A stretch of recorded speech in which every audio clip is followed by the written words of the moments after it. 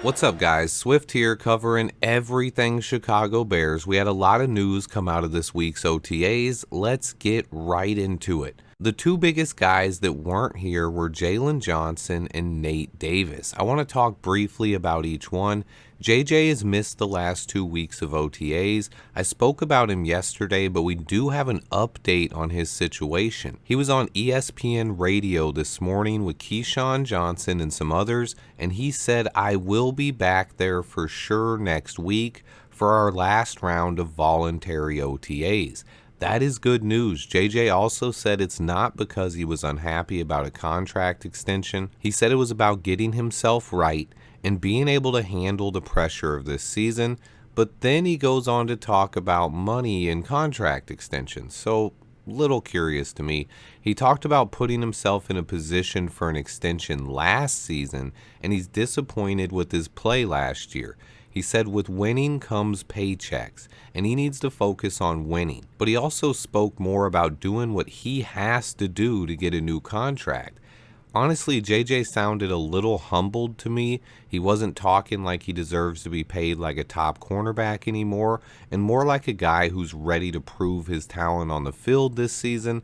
You love to hear it. Nate Davis has also not been at OTAs. I honestly don't know why, but he played in a very similar blocking scheme and system in Tennessee, and Coach Eberflus seems comfortable with where Davis is. He should be here in 2 weeks no matter what when mandatory OTAs take place.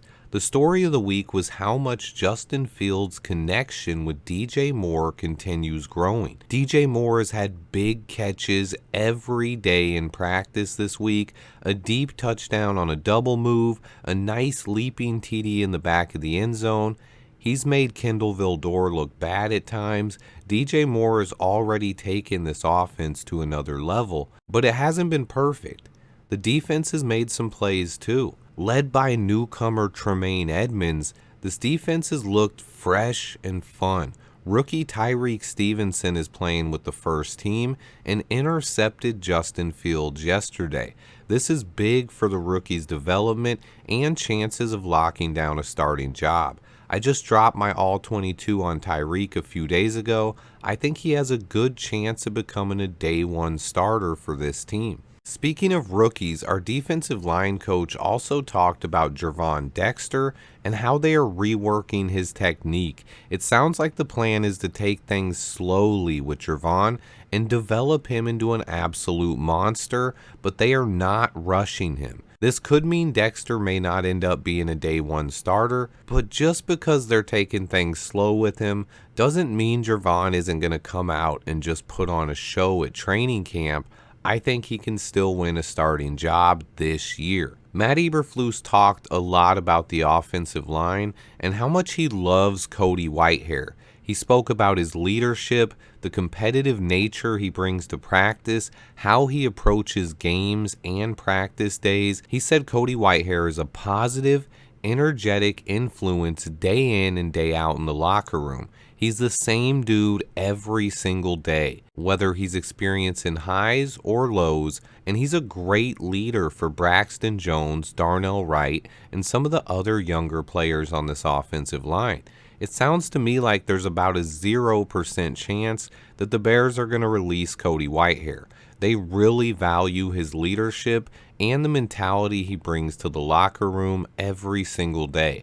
Having a veteran presence to help the youngsters on this line grow can only be seen as a positive. Cody Whitehair also talked to Courtney Cronin about moving back to the center position, and he basically said it's like riding a bike and that he's had no issues snapping the ball so far. Cody Whitehair has played a lot of center throughout his career, and he brings a stabilizing presence to the middle of our offensive line that should be much improved this season. I know a lot of fans are down on Cody Whitehair, but I think he's going to solidify that position. And then we also have Lucas Patrick, who I like a lot at center specifically. Matt Eberflus would then talk about Justin Fields, saying nobody works harder than Justin. He talked about how much work Justin does on his own. not only studying other quarterbacks, but also improving his own mechanics and footwork and becoming a better pocket passer. Matt Eberflus said that Justin Fields has put in more work than anyone this offseason, and his confidence and leadership just continue to grow and spread throughout the locker room. Justin's work habits and confidence rub off on other players, and it's just a different vibe this year in the locker room. My confidence in Justin Fields just continues to grow. Coach Flus was also asked about our defensive ends and immediately mentioned we might bring some more guys in. That was interesting. He didn't say we might bring another guy in. He made it seem like multiple moves could be coming between now and training camp. I do think fans are underrating Dominique Robinson, Trevis Gibson, DeMarcus Walker, and Rasheem Green just a bit. However, Matt Eberflus would then go on to talk about how they expect a lot of their pressure to come from the interior this season, and he even explained how interior guys can get to the quarterbacks faster than outside guys and cause even more havoc. He also talked about how they have even more versatility with their blitz packages this season, with guys like Tremaine Edmonds, Jaquan Brisker, TJ Edwards, and Kyler Gordon all capable of blitzing and pressuring quarterbacks. Still, don't be surprised if we bring in another defensive end over the next 2 months. After wrapping up 3 more days of OTAs today, the Bears' upcoming offseason schedule looks like this. We have our final week of OTAs coming next week, Monday through Wednesday, June 5th to June 8th. That's right, we're almost done with the voluntary portion of OTAs already. This offseason is starting to move along a little bit. I can't wait. And then after next week, we have our first mandatory practices of the summer, with veteran mini camps taking place June 13th to June 15th. After June 15th, we have about a 6-week break until training camp.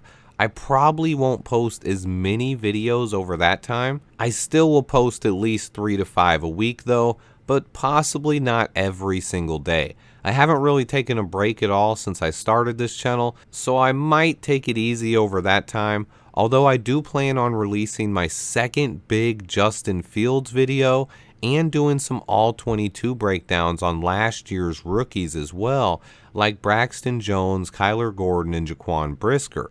So we'll see. I'm still going to be making videos pretty much every day, but once we get to training camp, I'll kick it back into high gear again. I also expect Ryan Poles to sign a veteran or two during this time, so I'll definitely break down those moves, and I really want to do an Andrew Billings all-22 as well.